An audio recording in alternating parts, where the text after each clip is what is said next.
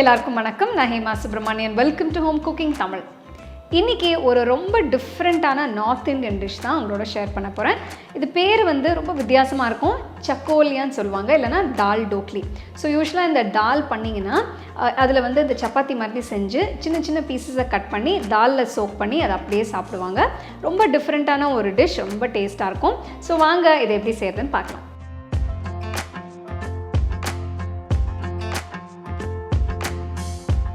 இந்த ஸ்பெஷலான மகாராஷ்டிரியன் டிஷ் செய்ய முதல்ல நம்ம பருப்பை வேக வச்சுக்கலாம். ஒரு ப்ரெஷர் குக்கரில் தேவையான அளவு தண்ணியை ஊற்றி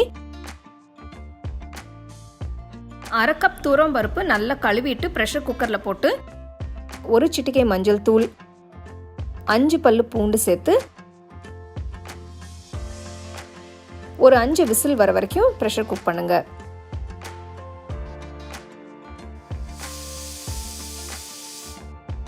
ஒரு பாத்திரத்தில் 1 கப் கோதுமை மாவு, 1/4 டீஸ்பூன் ஓமம்,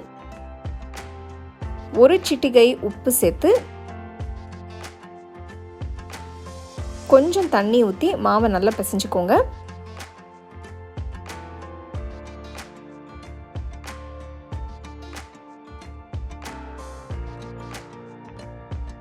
இந்த மாவுல இருந்து கொஞ்சம் எடுத்து ரொம்பவும் திக்காக இல்லாமல் ரொம்பவும் தின்னாக இல்லாமல் சப்பாத்திக்கு தேய்க்கிற மாதிரி தேய்ச்சிக்கோங்க.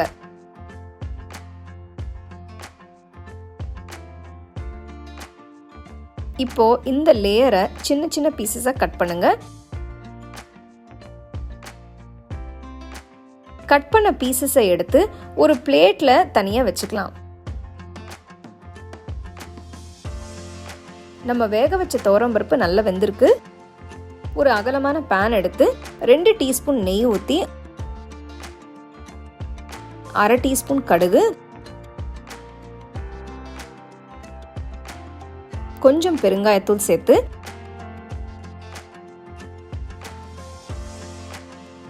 கடுகு வெடிச்சதும் வேக வச்ச துவரம்பருப்பை சேர்த்துடலாம்.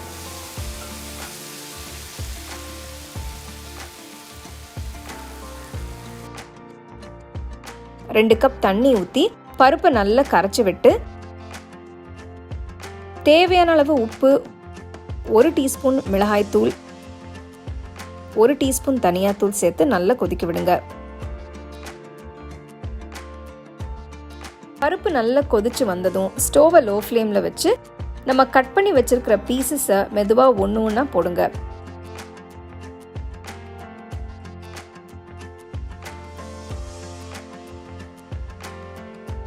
ஒரு 15 நிமிஷம் வேகட்டும்.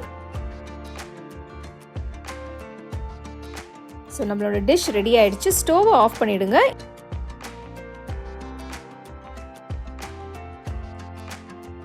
இன்னொரு சர்விங் பவுலுக்கு மாற்றி மேலே கட் பண்ண வெங்காயம், கட் பண்ண பச்சை மிளகாய், கொத்தமல்லி தூவி கொஞ்சம் லெமன் ஜூஸ் பிழிஞ்சு சர்வ் பண்ணுங்க. பார்த்தீங்க இல்லையா, இந்த டால் டோக்லி டிஷ் ரொம்ப டிஃப்ரெண்ட், ஆனால் ரொம்ப சிம்பிள். ஸோ ஏதாவது ஒரு டிஃப்ரெண்ட்டாக ஒரு ரெசிபி ட்ரை பண்ணணும்னு நினச்சிங்க, இதை ட்ரை பண்ணி பாருங்கள். இது நீங்கள் அப்படியே வெறுமனே கூட சாப்பிட்லாம், இல்லைனா ரோட்டி வச்சு ட்ரை ரோட்டி வச்சு கூட நீங்கள் இதை தொட்டு சாப்பிட்லாம். கண்டிப்பாக ட்ரை பண்ணி ரசித்து சாப்பிடுங்க.